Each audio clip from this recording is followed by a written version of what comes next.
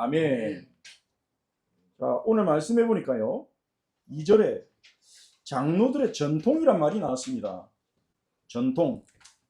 여기서 전통은 헬라어로 파라도시스, 전해 내려온 것이다, 그런 뜻인데요. 한국 교회도 오래전부터 지켜오던 좋은 전통들이 많이 있습니다. 주일 성수라든지 또 다른 나라에서는 잘 시행되지 않는 새벽기도들도 있고 좋은 전통들이 많이 있죠. 그래서 저도 어릴 때부터 모태신앙이다 보니 주일 성수에 대해서 철저하게 좀 부모님으로부터 가르침을 받았어요. 토요일 하루 전에 토요일에 미리 헌금을 준비해라. 하나님께 드리는 것은 정말로 좋은 것 드려야 된다. 그래서 천 원을 헌금을 드리면 다리미를 주기도 하고, 어머니가 그렇게 그 헌금을 준비하신 걸 보기도 하고, 그리고 주일에는 돈을 쓰면 안 된다, 놀러 가지도 마라. 힘들긴 했는데, 그런 것들이 어린 나이에 이해가 안 되긴 했는데, 하나님이 굉장히 중요한 분이구나, 예배가 굉장히 중요하구나, 주의 날이 굉장히 중요하구나, 이런 어떤 자세나 태도를 그때 배운 것 같아요. 그래서 예배에 대한, 하나님에 대한. 그래서 지금도 주일 성수는 한국의 많은 교회에서 중요한 가치로 지켜지고 있습니다. 그런데 이런 좋은, 어떻게 보면 우리가 하나님의 거룩하심을 알고 하나님에 대해서 올바른 태도를 배울 수 있는 그런 좋은 전통들도요, 그게 신앙의 기준이 돼버린다면 그 전통은 참된 신앙의 걸림돌이 돼버리는 겁니다. 예를 들면 이런 거죠. 이 주일 성수는 너무 중요한 가치 중에 하나인데요, 주일 성수 하는 것만으로 신앙생활 잘하고 있다, 이렇게 돼버린다면요. 나 주일 성수하고 있고, 나 헌금도 착실히 하고, 나 교회에서 봉사도 어느 정도 하고, 나 이렇게 하고 있으니까 난 신앙생활 잘하고 있어, 난 하나님 잘 믿고 있어, 이렇게 하는 신앙, 그것들이 신앙의 기준이 돼버린다면 하나님의 뜻을 알아가는 참된 신앙의 걸림돌이 돼버리는 거예요. 주일 성수는 중요하지만 10계명의 4계명, 안식일을 기억하여 거룩하게 지키라는 계명의 어떤 적용이거든요. 하나님의 뜻의 전부가 아닌 겁니다. 하나님의 뜻의 일부인 거예요. 그런데 그것을 마치 신앙의 가장 중요한 기준인 것처럼 우리가 붙잡아 버리면 우리가 하나님의 마음을 알아가고 하나님의 뜻을 알아가는데 걸림돌이 되고 자칫하면 우상의 자리까지도 나아갈 수 있는 거죠. 그래서 우리는 말씀과 기도를 통해서 하나님의 뜻을 깨닫는 자리까지 나가야 됩니다. 왜냐하면 우리 신앙생활의 기독교의 본질은요, 예수님을 따라가는 것입니다. 따라간다는 말은 예수님의 제자가 되는 거거든요. 자, 오늘 본문에 보시면 바리새인들이요, 장로들의 전통으로 예수님과 예수님의 제자들을 비판했어요. 바리새인들은 장로들의 전통으로 백성들을 인도하고 있었습니다. 1절 2절을 다시 보시면요, 그때 바리새인과 서기관들이 예루살렘으로부터 예수께 나와 이르되, 예루살렘에서 온 바리새인과 서기관들이 예수님께 와서 당신의 제자들이 어째서 장로들의 전통을 범합니까? 떡을 먹을 때 손을 씻지 않고 있습니다, 그렇게 비판했거든요. 여기서 장로들의 전통이라는 것은요, 구약의 율법, 유대인들이 가장 가치 있게 여기는 구약 성경 중에서도 토라라고 불리는 창세기, 출애굽기, 레위기, 민수기, 신명기에 나오는 하나님의 율법들, 그 율법을 현실에서 실제로 지키기 위해서 세밀하게 해석한 구전율법을 의미해요.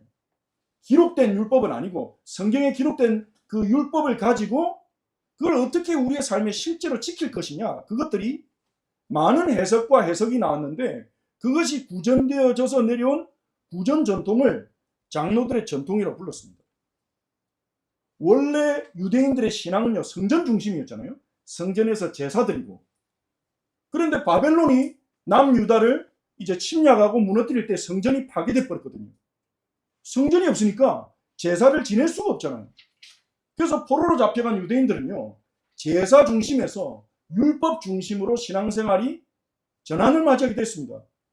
그래서 회당을 만들고 거기서 선지자들의 글들을 수집하고 선지자들 글들을 가르치고 선지자들의 말씀을 읽다 보니까 우리가 하나님의 말씀대로 살지 않아서 하나님의 언약을 깨뜨려서 이렇게 됐구나. 그래서 율법을 지키자는 그런 경건운동이 일어났죠. 그러는 가운데 근데 이 성경에 있는 율법이 지금 자신들의 삶의 현실과는 좀 동떨어져 있단 말이에요. 좀 추상적인 것 같고. 그래서 예를 들어 지금 내가 이웃하고 그 재산 때문에 분쟁이 일어났는데 이걸 어떻게 해결해야 됩니까? 이러면 누군가가 그 율법을 해석해서 적용시켜주는 사람이 필요했죠. 그래서 그 일을 했던 사람들이 서기관들입니다. 서기관 집단이 생겨나면서 그런 율법을 해석해주기 시작했죠. 해석한 내용들이 이제 나오잖아요. 판례들이 나오잖아요. 그런 것들이 대대 구전되고 발전되면서 구전율법의 전통이 발전하기 시작한 거예요. 그리고 주전 한 2세기쯤에 바리새인들이 그때 등장했거든요. 유대인 경건주의 운동이 일어나면서 바리새인 그 일종의 분파죠. 유대교의 분파죠. 바리새인 운동이 시작됐는데 바리새인들은 이 율법을 우리가 철저히 지켜야 된다. 우리가 하나님의 뜻대로 살아야 된다. 하나님의 백성답게 거룩하게 살아야 된다. 그래서 율법을 지켜야 되는데 그러려면 백성이 율법을 지키게 하려면 세부적인 규정이 필요하다고 생각한 거죠. 그래서 이 전에 내려져 오는 구전율법들을요. 그거를 체계적으로 정리를 해서 백성들에게 가르치기 시작했습니다. 이거를 계속 체계화시키다 보니까 구전율법이 생활법전이 될 정도로 굉장히 세세하게 이렇게 정해졌다고 하죠. 그 한 예로 안식일이라는 율법이요. 안식일에 일을 하지 말라. 이 계명을 우리 실생에서 어떻게 지키냐. 이거를 유대인들이 막 이렇게 전해져 내려온 전통을 중심으로 같이 토론하고 해석해 나가는 과정에서 일이라고 되는 것을 39가지로 이렇게 규정했어요. 39가지는 일이다. 그리고 39가지가 다가 아니에요. 그 39가지 규정에 대한 세부적인 지침까지 만들어졌어요. 그리고 39가지 중에 뭐 이런 게 들어가는 거죠. 뭐 배를 짜는 거, 뭐 탈고 가는 거, 뭐 이런 것들이 들어간 거죠. 거기에 대한 세부적인 지침이 만들어져서 그래서 예수님 제자들이 가려다가 밀 까먹으니까 이 바리새인들이 안식일에 하지 못할 일을 했다고 막 비판하잖아요. 탈곡을 했다 이거예요. 그 안식일에 하면 안 돼. 그 일이다. 우리 구전율법에서 일이라고 규정해 놓은 거 그거 왜 어기냐. 왜 일하냐 안식일에. 그래 예수님 제자를 공격했죠. 그리고 예수님이 안식일에 손 마른 자를 치유하시니까 어떻게 합니까? 왜 안식일에 치료하냐. 그냥 그 일에요. 치료도 들어가 있는 겁니다. 죽기 직전에 환자가 아니면 치료하면 안 된다는 거예요. 그런 식으로 규정이 이렇게 굉장히 세밀하게 만들어지고 유대인들은 그걸 지키도록 강요한 거죠. 유대인 그 백성들은요, 그 바리새인들이 가르쳐주는 그 세부적인 지침을 아주 세부적인 규정을 자기의 삶에서 실천하는 것으로 그게 신앙생활이다. 그게 하나님을 기쁘시게 하는 거다. 이런 전통이 만들어진 겁니다. 전통을 지키게 된 겁니다. 그 중에 하나가 또 오늘 본문에 나오는 건데요. 이 바리새인과 서기관들이 예수님의 제자들이 왜 떡 먹을 때, 사실 떡이 아니라 빵이죠. 왜 빵을 먹을 때 식사하기 전에 손을 안 씻냐. 물론 우리도 식사하기 전에 손 씻습니다. 근데 그것은 어떤 제의적인 의미가 아니라 청결 때문이죠. 손에 있는 바이러스나 균이 씻겨나가도록 씻는 거죠. 근데 여기서 말하는 손 씻는 문제는요, 청결의 문제가 아닙니다. 제의적인 거예요. 종교적인 의미에서 손을 씻는 거예요. 손을 명확하게 씻은 것도 아니고 이렇게 손을 들고 물을 뿌렸다고 해요. 손에 묻은 부정함이 씻겨 내려가도록 물을 조금 뿌리는 거예요. 그럼 이 물이 흘러서 손목 밑으로 내려가야 됩니다. 그때가 손을 들고 있어야 됩니다. 손에 닿은 물이 손목 밑으로 내려갈 때 그 부정함이 완전히 손에서 떠났다. 이렇게 되는 거예요. 그러고 빵을 먹었어요. 이런 규정이 성경에 있냐? 없어요. 성경에 손을 씻는 것은 출애굽기 30장에 보면 제사장들이 회막에 들어가기 전에 자기 손과 발을 씻었거든요. 근데 그 율법으로부터 이 구전율법 전통이 발전해 나가는 중에 이 바리새인들이 고민한 겁니다. 우리가 더 정결해지기 위해서 어떻게 해야 되냐 고민하다가 자기끼리 토론하다가 이거 제사장만 지킬 일이 아니다 이게. 왜냐면 우리도 제사 드리는 사람 아니냐. 우리도 제사 드리는 사람으로서 제사장 정도의 정결을 우리가 추구해야 되지 않냐. 우리가 다시 하나님께 이렇게 심판받으면 안 되지 않냐. 그래가지고 이제 제사장만 지키는 게 아니라 모든 백성이 제사장처럼 우리가 정결해야 된다. 우리가 막 살다 보면 부정한 거 우리도 모르게 만진다. 그러면 그 부정한 손으로 빵을 집으면 빵이 부정하게 되고 그 빵을 먹으면 내가 부정하게 된다. 그러니까 우리는 정결예법을 철저히 지켜야 된다. 그렇게 바리새인들이 가르치고 자기들도 열심히 지키고요.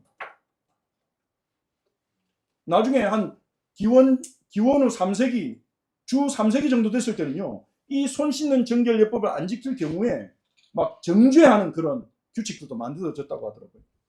이걸 굉장히 중요하게 생각한 겁니다. 바리새인들은요, 이런 규정들이요, 성경에 직접 적힌 건 아니지만 성경에 있는 율법으로부터 자기들이 추론해서 가져온 것이기 때문에 성경 말씀과 동일한 권위를 가지고 있다고 믿었어요. 이런 구전율법들이요. 그리고 이런 정결 규례를 지키는 것으로 이방인과 자기를 구별하고 자신의 정결을 유지할 수 있다고 그렇게 생각한 것 같습니다. 그 규례들을 모든 유대인들이 지키도록 독려하고 때로는 강요하고, 지금 예수님 제자들도 와서요, 왜 손 씻지 않냐 이렇게 하는 거죠. 이런 식으로 세밀한 규정들로 백성의 삶을 채웠어요. 그런 규정을 지키는 삶이 하나님 기뻐하는 삶이다, 거룩한 삶이다, 이렇게 가르친 거죠. 이런 삶을 최선을 다해 살아간 바리새인들, 백성의 존경을 당연히 받았겠죠. 그리고 그들이 철저히 지키는 그 장로들의 전통이요, 유대인들의 삶을, 사회를 이끌어가고 있었어요. 물론 사두개인들은 그 유대인들의 전통을, 장로들의 전통을 그대로 받아들이지 않고 토라만을 받아들였다고 합니다. 하지만 다수의 유대 백성들은 바리새인의 영향력을 받고 있었거든요. 근데 예수님은 그러한 바리새인들을 향해서 뭐라 하십니까? 맹인을 인도하는 맹인이라고 하세요. 14절에 그냥 두라, 그들은 맹인이 되어 맹인을 인도한 자로다. 만일 맹인이 맹인을 인도하면 둘이 다 구덩이에 빠지리라 하시니. 예수님은 바리새인들을 맹인이라 했습니다. 왜냐하면 그 바리새인들은요, 율법이 가리키는 인간 존재에 실상을 보지 못하는 맹인이었습니다. 무엇이 사람을 더럽게 하는지, 무엇이 사람을 정결하게 할 수 있는지 알지 못했어요.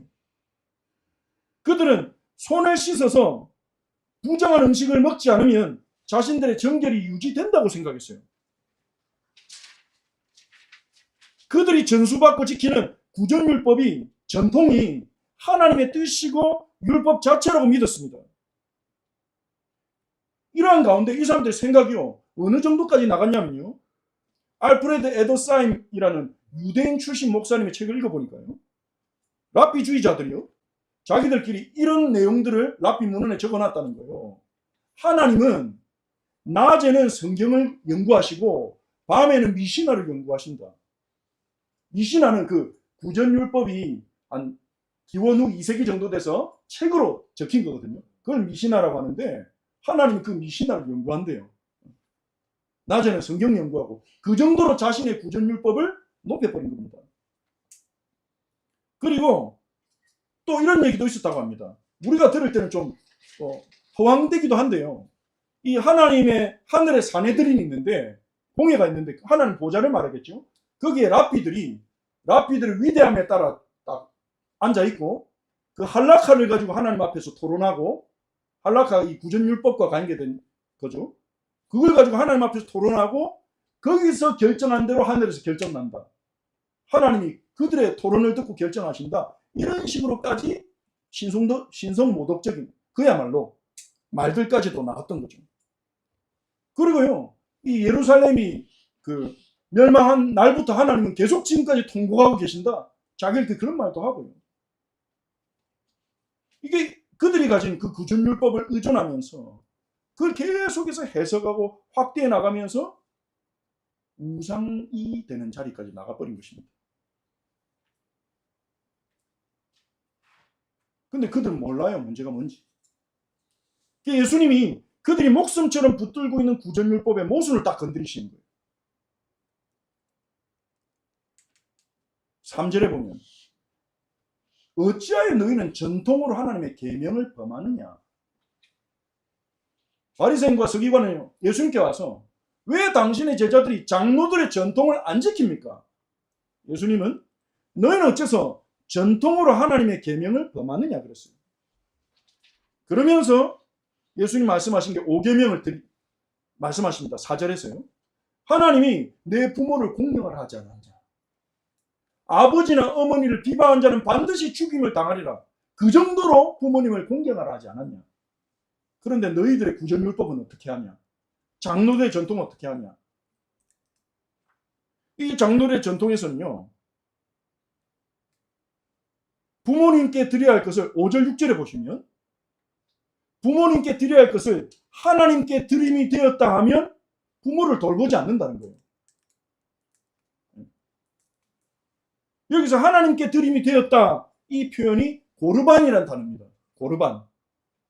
이 고르반의 단어는 하나님께 바친 헌물이라는 개념으로 사용된 표현이었거든요.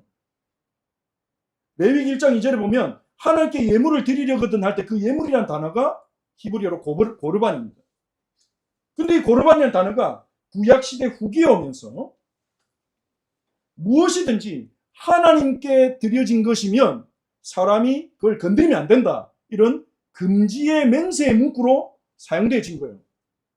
구체적으로 말씀드리면 이런 겁니다. 부모님이 이 자녀의 도움을 필요로 하고 자녀가 도울 능력이 있어요. 근데 자기 재산을 부모님한테 말하는 겁니다. 부모님, 내 재산은 고르반 됐기 때문에 하나님께 드려졌기 때문에 부모님을 도와드릴 수가 없습니다. 그러면 그 부모는요, 자녀에게 더 이상 도움을 요구할 수도 없고 주장해서도 안 되는 거예요. 그러면 내 재산을 고르반 했습니다. 자녀가 그렇게 얘기했으면 실제로 하나님께 성전에 드리냐? 그것도 아니었대요.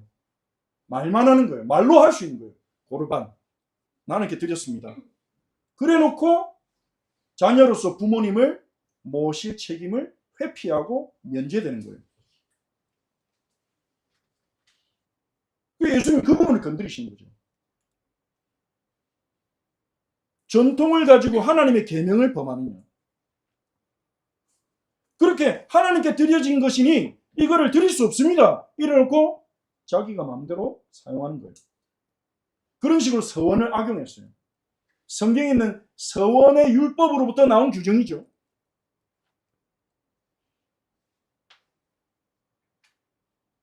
구전율법은 처음에는 율법을 바르게 해석해서 하나님의 뜻에 합당하게 살아가려는 선한 의도로 시작된지 모르겠습니다. 하지만 하나님의 말씀에 대한 불순종을, 부모에 대한 계명에 대한 불순종을 정당화하는 그런 모순적인 역할까지 하게 되게 이렇게 돼버린 거죠. 하지만 바리새인들은, 그를 따르는 백성들은 하나님 말씀인 성경보다 그에 대한 해석인 그들의 전통을 더 신뢰했습니다. 그래서 7절에 예수님이 이사야 선지자의 예언을 인용하셔서 그들의 외식을 지적하시는 거예요. 입술로는 하나님을 공경한다 하지만 마음은 하나님을 떠나 있는 그들의 상태를 지적하셨어요. 마음은 내게서 멀도다. 그들의 마음은요, 하나님과 하나님의 말씀이 아니라 선조들이 해석하고 만들어낸 구전율법, 그 구전율법을 중심으로 자신의 삶을 살아가고 백성들을 가르치고 그들에게 존경을 받는 이 시스템에 딱 갇혀 있는 거죠. 그 전통을 붙들고 있었어요. 전통이 우상이 돼버린 겁니다. 고르반의 전통은요, 경건의 모습으로 위장한 채 바리새인과 그들의 가르침을 받는 사람들의 마음에 다스리고 있었습니다. 예수님은 그걸 뭐라 하십니까? 사람의 계명이다. 하나님 말씀이 아니라 사람의 계명이다. 사람의 계명으로 교훈 삼아 가르치니 그건 사람의 계명이고, 사람의 계명을 열렬히 지키는 그들의 삶을 헛된 경배, 즉 우상 숭배를 하셨습니다. 왜 이렇게 바리새인의 전통에 대해서 말씀을 드리냐? 저는 교회 안에도, 우리 안에도 그런 일들이 일어날 수 있다고 생각합니다. 하나님의 말씀을 듣고 읽고 실천하기 위해서 우리가 해석하고 노력하고 만들어가는 교회 안에 이런 전통들, 좋은 의도로 시작되죠. 근데 이게 시간이 지나면서 굳어지고 그게 신앙의 기준이 되어서 정작 예수님의 말씀과 그 예수님의 뜻을 아는데 나아가는 것을 방해하는 일을 할 수가 있는 거죠. 이 바리새인과 서기관들은 예수님의 말씀을 듣고 반박하지 못했어요. 왜냐? 자기들 들어도 모순이거든요. 하지만 그들에게는 예수님의 말씀이 자기들을 위한 진리라기보다는 자기들의 신앙과 시스템을 공격하는 것처럼 여겨졌을 거예요. 그래서 그들은 예수님 말씀을 듣고 걸림이 되어 떠났어요. 화를 내면서 자존심 상해서 마음이 긁혀서 떠났겠죠. 제자들이 그걸 보고 우려를 표합니다. 예수님, 바리새인들 이렇게 건드리시면 어떡하죠? 그들이 마음에 걸림이 된 것 같은데 우려를 표하니까요. 예수님께서 말씀하십니다. 심은 것마다 내 하늘 아버지께서 심으시지 않은 것은 뽑힐 것이니 하나님이 이 땅에 심지 않은 나무는 다 뽑힐 것이다. 이것은 마치 마태복음 13장의 가라지 비유에서 주인에게 가라지가 심겼는데 어떻게 합니까? 물었을 때 주인이 뽑지 말고 가만두라. 가라지 뽑다가 알곡조차 다칠라. 마지막 날에 주인이 뽑을 것이다. 그렇게 말씀하신 것처럼 이 바리새인들을 그냥 두라고 예수님 말씀하십니다. 주님은 그런 바리새인과 전통이 일하고 있는 것도 아십니다. 오늘날 교회 안에 생겨난 많은 전통들이 정말 예수가 누군지, 정말 예수님이 말씀하려고 하신 게 뭔지 그걸 알아가는데 장애물이 되고 있다는 거. 교회에서 어떤 면에서는 좀 쉬운 기독교, 예수님 알고 그분을 따라가는 길은 쉽지만은 않거든요. 나의 수많은 가치와 내가 세상에서 배운 것들과 충돌이 일어나면서 하나님의 은혜 안에서 내가 또 굴복하고 주님의 뜻을 알아가고 하나하나 알아가는, 내가 알고 있던 것들이 틀릴 수 있다는 이런 겸손함을 가지고 걸어가야 되는 여정인데, 근데 오히려 어떤 교회들에서는 좀 쉬운 신앙생활의 버전이라고 할 수 있을까요? 예배 열심히 나오는데, 매일 성경 한 장씩 읽으면 돼, 기도하는 시간 꼭 가져. 물론 그 안에서도 하나님 일하시긴 한다는 걸 저도 알고 있습니다. 거기에 만족하며 나는 신앙생활 잘하고 있어. 그러면서 거기에 머물러서 예수님의 말씀을 깨닫는 자리까지는 나아가지 못하는, 제가 그런 신앙생활을 했었거든요. 주님은 제자인 우리들이 우상화된 전통을 돌파해서 말씀을 깨닫는 자리까지 나아오기를 원하십니다. 우리 올해 우리 교회 표가 믿음의 한계를 돌파하는 교회잖아요. 그래서 아마도 돌파라는 표현을 종종 쓰게 될 것 같습니다. 우상화된 전통, 우리도 모르게, 바리새인들도 모르게 우상화돼 버린 전통, 우리도 모르게 우상화돼 버린 전통들이 있을 수 있다는 겁니다. 바리새인들은 하나님이 심지 않으신 나무라면, 교회는, 제자 공동체의 교회는요, 우리는 하나님이 땅에 심으신 나무입니다. 하나님이 어떤 열매를 기대하시고 심은 거예요. 어떤 열매겠습니까? 예수님이 산상수훈에 이미 말씀하셨듯이 하나님을 바라보고 하늘에 계신 하나님의 온전하심을 닮아가는 열매를 맺고, 우리의 힘으로는 불가능하지만 그리스도께서 그 길을 여셨잖아요. 사람 앞이 아니라 하나님 앞에서 구제하고 기도하고 금식하고 이 땅에서 요구하는 필요들보다 먼저 하나님의 나라와 의를 구하고, 남을 비판하는 게 아니라 나 자신부터 먼저 돌아보고 내 눈에 들보부터 먼저 뽑고 남이 내게 해주기를 바라는 대로 우리가 먼저 섬길 수 있는 그 열매, 예수의 영광, 예수의 형상을 닮아가는 열매를 주님 우리가 이 땅에 나타내기를 맺기를 원하시는 것입니다. 그래서 우리는 적당한 신앙생활에 머물러서는 안 됩니다. 우상화된 전통에 머물러서는 안 됩니다. 이 정도 신앙생활하면 잘하는 거 아닐까? 여기에 머물러서는 안 됩니다. 그걸 돌파했어요. 사람이 만든 전통에 매몰되는 게 아니라 주님 앞으로 나아가야 됩니다. 앞을 못 보는 맹인의 뒤를 따라가서는 안 됩니다. 우리는 사람의 계명을 따라가지 않을 것입니다. 세상에 빛이신 예수님을 따라가야 됩니다. 길이요 진리요 생명 되신 예수님을 따라가야 됩니다. 예수님이 하신 말씀을 주의 깊게 듣고 하나님의 뜻을 분별해야 됩니다. 10절에서 주님은 무리들을 불러서 다시 말씀하십니다. 듣고 깨달으라. 듣고 깨달으라. 우리가 주의 깊게 듣고 깨달아야 될 것은요, 예수 그리스도의 말씀입니다. 그분의 생명의 말씀입니다. 예수님은 11절에서 말씀하시죠. 입에 들어가는 것이 사람을 더럽게 하는 것이 아니다. 입에서 나오는 그것이 사람을 더럽게 한다. 제자들이 그 말을 알아듣지 못하고 예수님께 물어봅니다. 베드로가 이 비유를 우리에게 설명해 주십시오. 예수께서 이제 너희도 아직까지 깨달음이 없느냐? 저는 이 부분이요, 이번 주가 말씀 준비하면서 계속 저를 쳤어요. 아직까지 깨달음이 없느냐? 아직까지 깨달음이 없느냐?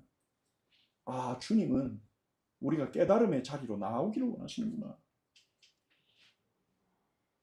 우리가 뭘 잘하고 우리가 뭔가 많은 일을 하고 이거 이전에 주님 말씀 알아듣는 자리까지 나오기를 원하시는구나. 계속 기도했어요. 주님 깨달음을 주옵소서. 깨닫는 자리까지 나아가게 없었어. 깨닫는 자리까지 나아가게 없었어. 모르면 물어보면 됩니다. 베드로처럼요. 제자와 무리가 다른 부분이 그 부분 같아요. 무리는 예수님의 비유를 듣고 그냥 집으로 돌아갑니다. 아, 좋았어. 뭔가 느낌이 있었어. 뭔가 감동받았어. 뭔가 재미있었어. 이러고 집으로 가버려요. 근데 제자들은요, 비유를 듣고 무슨 뜻입니까? 예수님께 와서 물어봅니다. 우리도 물어봐야 됩니다. 기도로 물어봐야 됩니다. 교회 공동체 안에서 서로 물어봐야 됩니다. 성경 읽으며 주님께 물어보는 것입니다. 주님의 뜻을 알려달라고. 예수님 알려주십니다. 물어보니까요. 17절에 입으로 들어가는 모든 것은 배로 들어가서 뒤로 내버려지는 줄 알지 못하느냐. 그 말이 무슨 말입니까? 먹는 것은 그 사람을 더럽게 하지 않는다는 거예요. 음식이 그 사람을 더럽게 하지 않는 거예요. 입으로 들어가서 배로 나온다. 굉장히 직설적으로 말씀하신 거죠. 네가 먹은 거 다 싸지 않냐. 배설물로 다 나오지 않냐. 그게 사람을 더럽게 하지 않는다. 그러니까 바리새인들이 지키는 정결예법은요, 입에 들어가는 것에 대한 규정이잖아요. 그 규정이 옳지 않다는 거죠.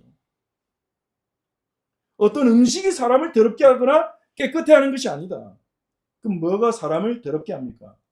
입에서 나오는 것들은 마음에서 나오나니 이것이야말로 사람을 더럽게 합니다. 우리 입에서 나오는 말들, 우리가 하는 행동들, 우리의 표정들, 우리의 몸에 모든 출력되는 아웃풋들은요, 마음에서 나오잖아요. 근데 그 마음이 더럽다. 예수님 말씀하시는 거예요. 마음에서 나오는 것이 사람을 더럽게 하는 거예요. 우리를 더럽게 하는 건 우리 안에 있다는 겁니다. 그게 예수님의 진단입니다. 예수님의 진단이에요. 우리를 더럽게 하고 우리를 타락하게 하고 우리를 넘어지게 하고 우리를 범죄하게 하는 것들은 우리 안에 있다는 거예요.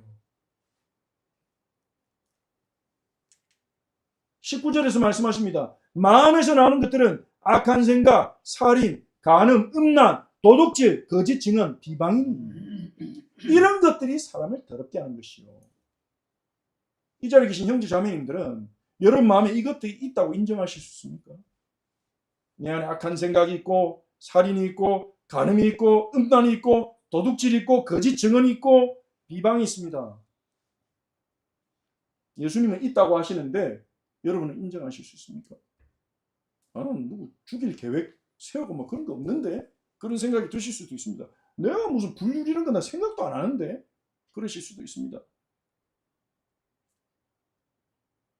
예수님이 말씀하신 의미는 뭡니까? 우리의 마음속에 있는 숨겨진 죄성이라는 것. 우리 안에 있는 또 다른 나. 로마 7장의 사도 바울도 고백했죠. 내가 하나님의 뜻대로 살기를 원하나 또 다른 법이 내 안에 있어서 나를 사로잡아 사망으로 끌고 간다. 내가 원치 하지 않는 것을 하는 나가 있어요. 우리의 마음속에서 하나님의 뜻과 거리가 먼 것들이 나옵니다. 때때로 우리는요, 나 자신이나 이웃들을 하나님의 형상대로 창조된 존귀한 존재로 보지 않고 막 누가 우리를 분노케 한다, 심하게 분노케 한다, 그러면 살이가 일어나기도 하죠. 없어졌으면 좋겠다, 이런 마음이 생기기도 하죠. 보기 싫다, 없어졌으면 좋겠다, 누가 치워버렸으면 좋겠다. 귀신이 안 잡아가나 저 사람, 뭐 이런 말하고 왜 저 인간을 안 데려가나. 그리고 우리의 마음속에는요, 나도 모르게 매력적인 이성을 보면 또 순간적인 생각일지라도 감정일지라도 끌리는 마음이 올라오기도 하고요.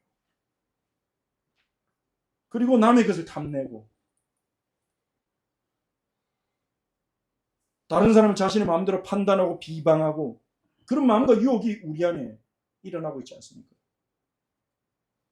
정말 우리의 마음에 있는 모든 생각들, 모든 그것들을 프로젝터에 띄워서 보여준다면 누가 여기 앉아서 편안하게 앉아있을 수 있을까요? 다행이죠. 하나님 다 숨겨주셔서 내 안에만 일어나게 하셔서 관계가 유지될 수 있는데, 우리가 생각하고 느끼는 것 전부 다 드러난다. 그러면 어떻게 살아갈 수 있을까요? 예수님 그 부분 말씀하십니다. 그건 당연한 거 아니야. 뭐 속으로는 그렇게 생각할 수 있지. 세상 그렇게 말합니다. 근데 예수님은 그렇게 단순하게 생각해서는 안 된다. 그것들이 어떤 상황과 만날 때, 누군가 나를 공격할 때, 나를 힘들게 할 때, 내 안에 그 마음에 숨겨진 그 죄성이 그 상황과 결합해서 죽이는 말로, 죽이는 행동으로, 악한 행동으로 나오는 거예요. 사람들은 법으로, 규칙으로 그걸 막으려고 합니다. 예수님 말씀하십니다. 너희 마음에서 나온다, 그건.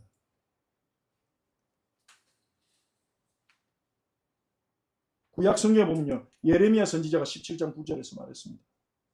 만물보다 거짓되고 심히 부패한 것은 마음이라 누가 능히 이를 알리오마는. 거짓되고 부패되어 있다고 구약 성경에서부터 하나님은 알려주셨습니다. 근데 몰라요. 사람들이 그걸 인정하지 않아요. 진짜 모른다기보다는 인정하지 않고 합리화시키죠. 나만 그래? 나는 좀 나은 편이야. 근데 우리 안에 꿈틀거리고 있죠. 그래서 우리가 정말로 거룩하게 되려면, 우리가 정결하게 되려면 마음의 변화가 필요합니다. 내 마음의 변화가 필요하다는 사실을 우리는 그 예수님의 진단을 인지하고 받아들여야 됩니다. 그러면 우리의 마음을 어떻게 변화시킵니까? 세상에는 그 방법이 없어요. 근데 하나님은 약속했어요. 에스겔서 36장 25절 27절에 여호와 하나님께서 약속했습니다. 맑은 물을 너희에게 뿌려서 너희로 정결하게 할 것이다.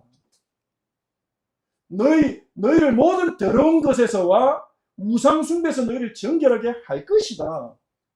해라가 아니라 하나님이 할 것이다. 새 영을 너희 속에 두고 새 마음을 너희에게 주되, 너희 육신에서 굳은 마음, 돌 같은 마음입니다.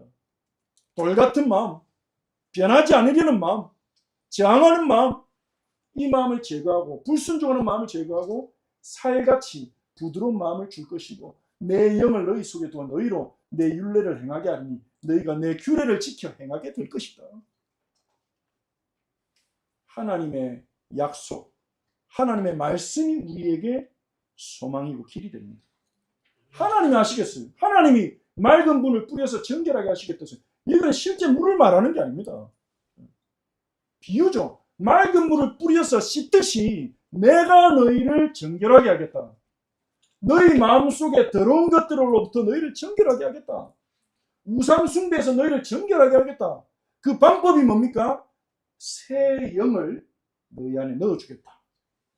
새 마음을 너에게 넣어주겠다. 그 새 영이 와서 우리 안에 있는 불순종하는 마음, 살인하고 비방하고 간음하고 음란하고 거짓증하는 마음을 제거하고 하나님의 말씀에 순종하시는 마음, 사랑하고 인내하고 배려할 수 있는 마음을 주겠다고 하나님이 약속하셨어요. 에스겔을 통해서. 그때 우리는 어떻게 됩니까? 그 영으로 말미암아 너희가 내 율례를 행하게 될 것이다. 내 영으로 말미암아 너희가 내 율례를 행하고 내 규례를 지켜 행하게 될 것이다. 그제서야 율법의 참된 의미를 따라 우리가 살아갈 수 있게 된다는 거죠. 하나님이 그 율법을 주신 의도를 따라 우리가 살아갈 수 있게 된다는 거죠. 이 약속을 지키기 위해 예수님이 땅에 오신 것입니다. 그래서 예수님이 요한복음 3장에 본 니고데모와 나누신 대화 속에 이런 말이 있었죠. 진실로 진실로 네게 이르노니 사람이 물과 성령으로 나지 아니하면 하나님 나라에 들어갈 수 없느니라. 물과 성령으로 거듭나지 아니하면, 다시 태어나지 아니하면 하나님 나라에 들어갈 수 없느니라. 여기서 물이 뭐냐 성령이 뭐냐 그렇게 따지기도 하는데 에스겔서 말씀과 연결된 표현이라고 보여집니다. 에스겔서에서 물로 씻고 새 영을 주신다고 했잖아요. 그 에스겔서 하나님이 하신 약속이 성령을 통해 우리에게 성취된다는 거예요. 니고데모, 장로의 전통을 최고로 지켰던 니고데모, 바리새인이었거든요. 존경받는 바리새인, 사내들인 공의원이었습니다. 그 니고데모가 그 전통을 붙잡고 경건하게 살았지만 뭔가 채울 수 없는 그것 때문에 밤에 예수님 찾아왔잖아요. 밤에 단독으로 조용하게. 그때 예수님이 니고데모에게 하신 말씀입니다. 더 경건하게, 더 성실하게, 더 거룩하게, 더 바르게, 더 정결하게 살아서 정결해질 수 있는 게 아니다. 네 영혼이 다시 태어나야 된다. 거듭나야 한다. 물과 성령으로, 이것은 하나님의 도우심을 말하는 거죠. 하나님의 깨끗하게 하심과 그리고 하나님의 성령이 우리 안에 들어오심으로 다시 태어나야, 그 성령이 우리의 마음을 변화시켜 주셔야 우리가 하나님 나라에 들어간다. 이 하나님의 통치 아래서 하나님과 함께 살아갈 수 있는 것입니다. 이거는 방법이 아니죠. 은혜의 영역입니다. 성령이 나를 거듭나게 하시는 방법이 없습니다. 뭘 하면 거듭나는 게 아닙니다. 은혜의 영역입니다.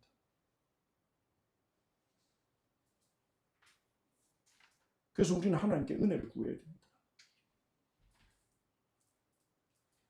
요한복음 1장 17절에서요. 은혜와 진리는 예수 그리스도로 말미암아 온 것이다.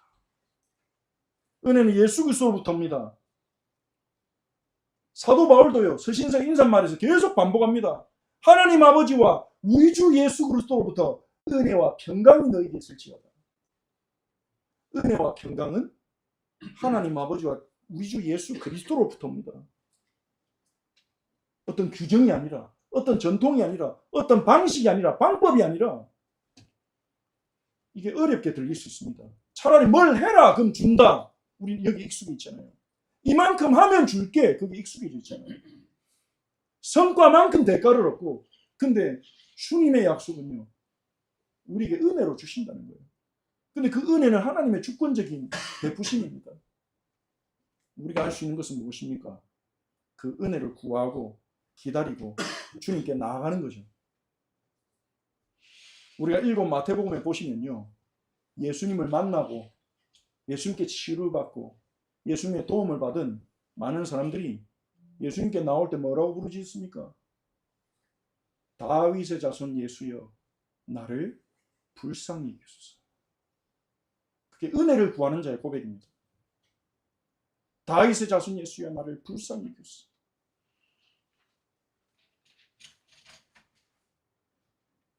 하나님의 은혜만이, 성령의 임하심만이 우리의 마음을 변화시켜서 우리의 삶을 바꾸고 우리의 삶이 하나님의 나라가 되게 하십니다.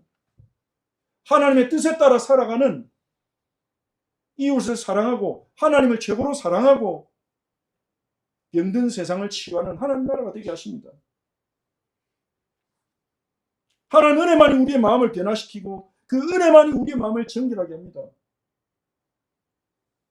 로마서 12장 2절에서 사도 바울은요, 이 세대를 본받지 말고 너희 마음을 새롭게 함으로 변화를 받아 하나님의 선하시고 온전하신 뜻이 무엇인지 분별하도록 되어야 돼요.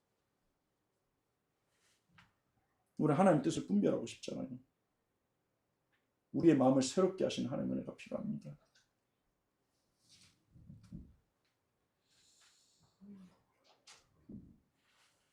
우리 함께 마음의 손으로 한번 고백해 봅시다.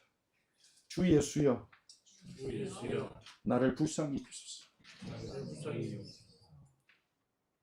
주님의 은혜를 갈망하며 살아가는 우리, 주의 은혜를 기다리는, 그리고 그 은혜를 통해서 내가 변화될 수 있음을 믿고 주님을 바라보고 주의 말씀을 깨닫는 자리까지 나아가는 우리 형제 자매님들 되시기 바랍니다. 결론을 맺겠습니다. 전통을 넘어 말씀을 깨닫는 자리까지 나갑시다. 아무리 좋은 전통이라도 주님의 뜻이 맞는지 시험합시다. 저희들은 정말 주님의 뜻에 합당한 것인가? 그리고 말씀을 깨닫는 자리까지 나갑시다.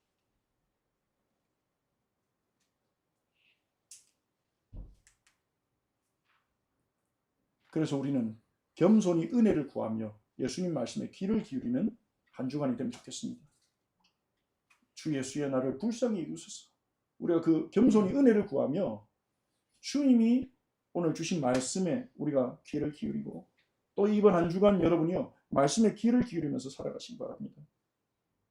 그리고 두 번째로 예수님의 진단을 진정으로 받아들일 수 있는 은혜가 임하기를 바랍니다.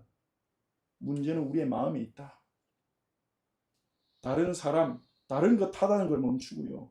우리의 마음의 변화를 구합시다.